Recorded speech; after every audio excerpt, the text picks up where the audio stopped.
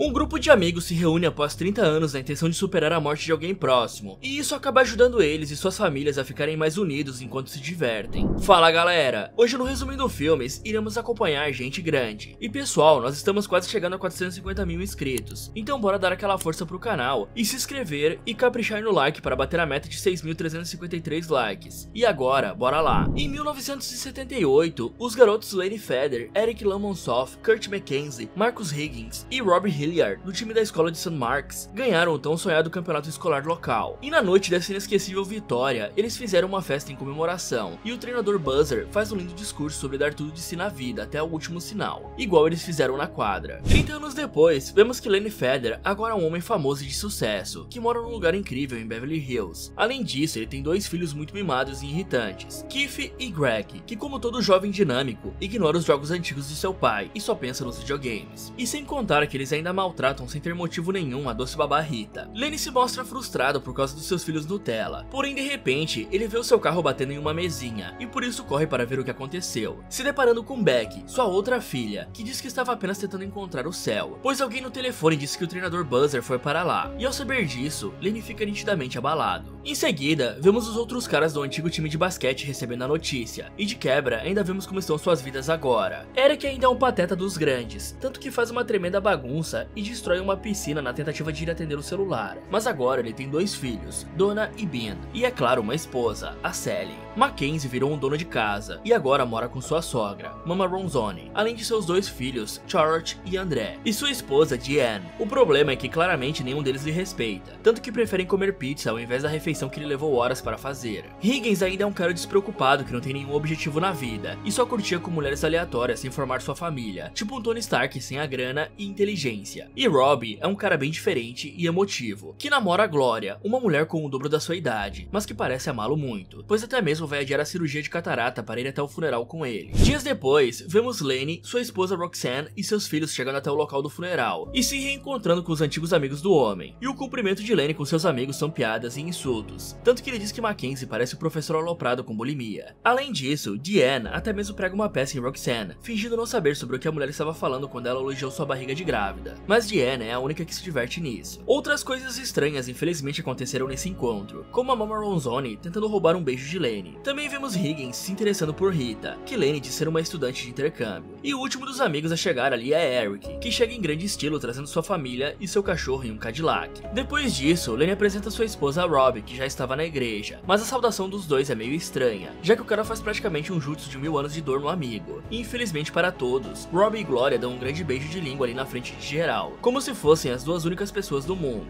Após todos entrarem na igreja, o casal Feather também fala com Sally, que aparentemente é uma grande fã do casal e uma amante dos famosos. Com certeza ela tem um blog só para falar da vida deles. Logo que o funeral começa, o padre faz um belo discurso, uma linda cerimônia e depois chama Lane para subir ao palco, para dizer belas palavras e honrar o nome e a história do grande treinador Buzzer. E ele incrivelmente até mesmo consegue animar esse triste momento, ao lembrar dos tempos de escola. E depois dele, quem sobe ao palco é Robbie, que faz uma apresentação ridícula e engraçada, que faz todos rirem do cara. E após o funeral, os convidados se reúnem para comer, e os antigos amigos fazem algumas piadas de mau gosto com a namorada de mais idade de Robbie. Além disso, também fica nítido que a família de todos ali é bem estranha, até porque o filho de 4 anos de Eric ainda mama nos seios siliconados da mãe, e a filha deles é extremamente mimada também. Mais tarde, as famílias dos amigos se reúnem em uma casa no lago para passar o fim de semana, e ao chegarem lá, as crianças já ficam um pouco traumatizadas ao ver algumas mariposas sendo eletrocutadas e pisoteadas. Depois disso, eles se reúnem para conhecer a casa e escolher os quartos, e assim escolhem deixar as crianças na suíte para se conhecerem. A Mama Ronzoni mostra que tem uma joanete maior que o próprio pé, e diga-se de passagem, isso é muito horrível. Mais tarde, os pais se juntam e levam suas crianças para brincar e passear ao ar livre, igual eles faziam antigamente. Rapidamente, eles chegam em um lago, e vemos que tinha uma corda de balanço ali. Eric não perde tempo e vai relembrar sua juventude, mas as coisas dão um pouco errado, e ele acaba sofrendo um acidente feio, batendo na árvore e descendo ladeira abaixo. Mas ele também usa esse acidente para trollar os outros falando que quebrou a perna. Meio fraco, né? Vamos concordar que se fosse o Zóio, ele provavelmente quebraria de verdade. E para piorar, nesse acidente o cara acabou machucando um pequeno passarinho, e por isso as crianças decidem pegar ele para cuidar. À noite, todos se reúnem em um restaurante para comer e confraternizar. Ali, Mackenzie conversa com Rita e mostra que aprendeu um pouco de chinês, o que deixa Diane com um pouco de ciúme, enquanto que Ben até mesmo pergunta se poderia mamar em Roxanne. E esse garoto é muito ligeiro para a idade dele, ou ou muito sem noção. Eles também conversam sobre como será difícil espalhar as cinzas de Buzzer no dia seguinte, e com isso, o resto da turma fica sabendo que na verdade os Feather vão embora depois da última despedida, pois precisam ir para Milão por conta do trabalho de Roxanne. E Lenny até mesmo insinua que o trabalho dela sempre vem antes de tudo, e isso não deixa a mulher nada feliz. Na manhã seguinte, todos se reúnem para tomar um maravilhoso café da manhã, ou seria, né? Se Rob não cozinhasse várias gororobas estranhas que ele viu no MasterChef, e é claro que Rita não deixaria seu patrão comer isso, então ela se oferece para cozinhar, mas Lenny tenta de todo jeito esconder que a jovem na verdade é uma babá. E para piorar, Higgins se recusa a usar roupa de baixo ao andar pela casa, mesmo que tenham várias crianças ali, e através disso está confirmado que Higgins e Hisoka são a mesma pessoa. Depois disso, Lenny se senta na varanda e usa uma armadilha de insetos para fritar o bacon que ganhou de Gloria mais cedo, e ele também tenta se aproximar de seus filhos, mas isso não dá certo, afinal eles são muito mimados, e por conta disso, o cara divide o bacon com os amigos. Mais tarde, os caras se juntam para atravessar o lago com canoas, mas enquanto eles zoavam Eric por urinar de forma parcelada, o mijão acaba sendo visto por algumas garotas que passavam por ali, e certeza que o apelido dele virou cartão de crédito depois dessa. Logo, eles vão até a ilha que tinha no meio do lago, e lá espalham as cinzas de Buzzer, e comem umas coxas de frango em homenagem ao amigo. Então Rob avisa que suas filhas vão chegar na cabana em alguns minutos, mas ele mal as conhece. Dito e feito, logo após eles voltarem na ilha, Jasmine, uma das filhas de Rob, chega ao local, e honestamente eu acho que um teste de DNA deveria ser feito, hein, Rob? E então, como o carro que ela veio estava com problema, a jovem tenta consertar como se tivesse um clipe da Beyoncé, ou como se fosse a Megan Fox em Transformers. E é claro que os quatro amigos não iam deixar de ver isso, porém, logo a felicidade deles acaba, quando Gloria chega para arrumar o carro e começa a sensualizar junto com Rob. Após isso, vemos que Rob está desanimado por ter dificuldades em falar com a filha, e para animar o cara, os amigos decidem fazer um jogo chamado Flecha Assassina,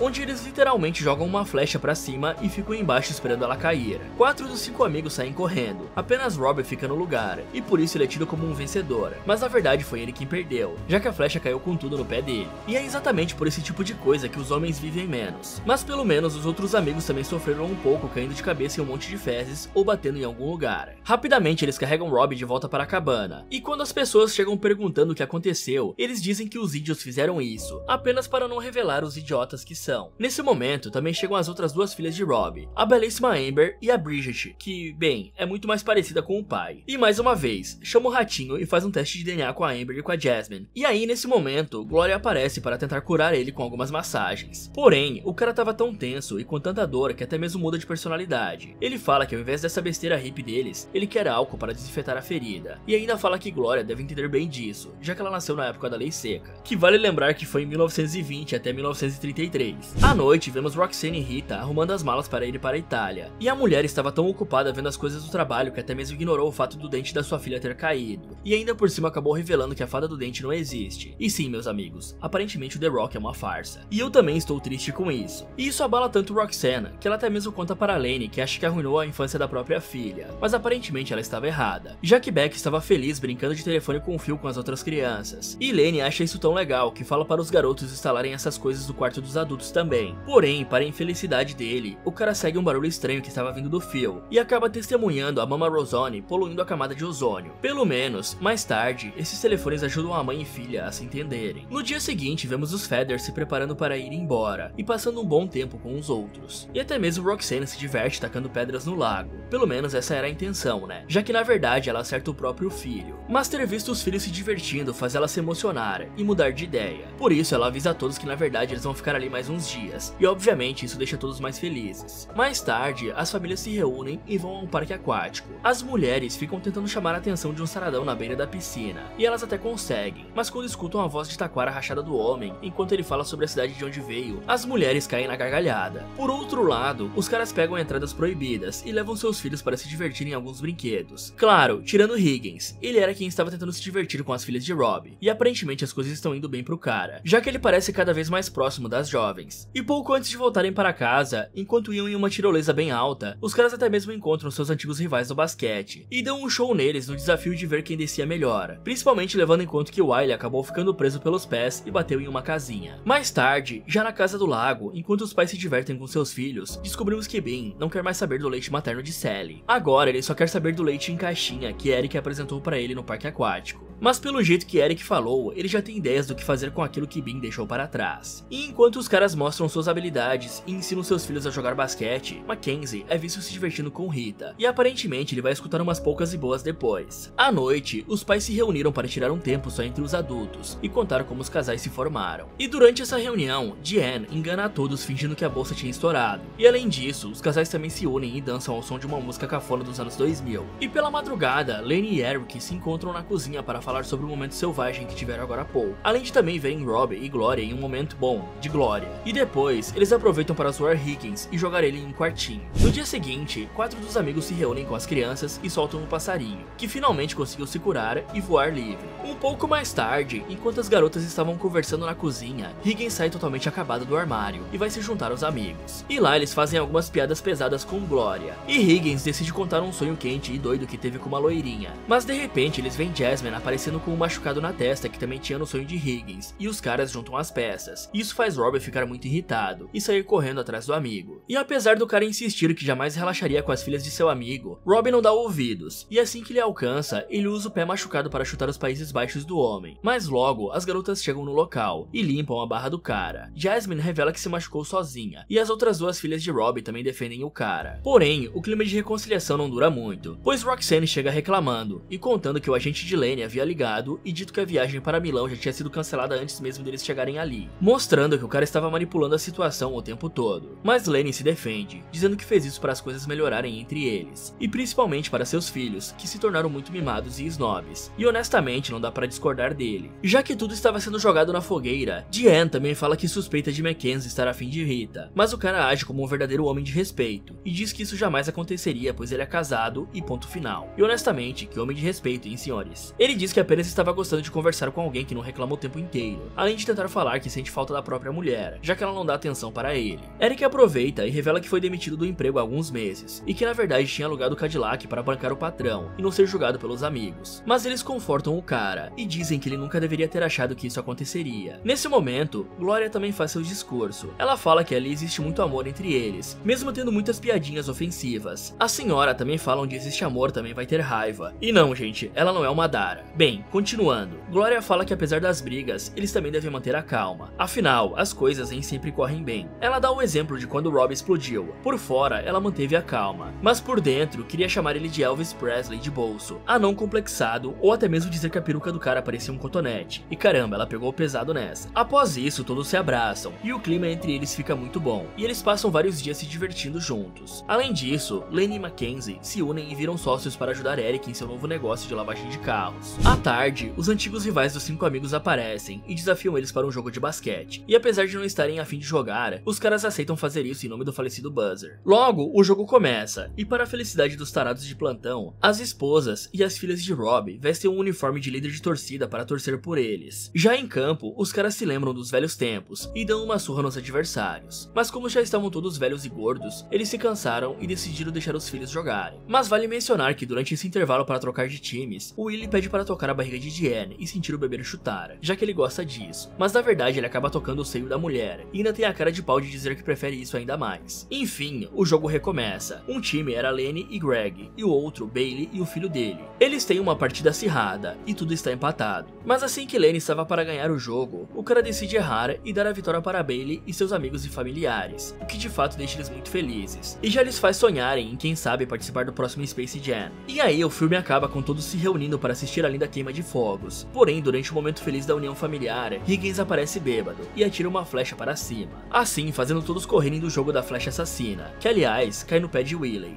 Fala galera! Para vocês, qual é o melhor filme do Adam Sandler? Me contem nos comentários. E pessoal, eu estou com um novo projeto, sim, mais um canal. Dessa vez estamos passeando pelas terras dos games, e se você curtiu esse vídeo, com certeza vai gostar do Resumindo Games, onde vamos falar de vários jogos, contando suas histórias de uma forma bem dinâmica e imersiva para vocês. Então corre lá e aproveita para ver esse vídeo aqui, ou dá uma olhada nessas sugestões do Resumindo Filmes. Muito obrigado por assistir e até o próximo.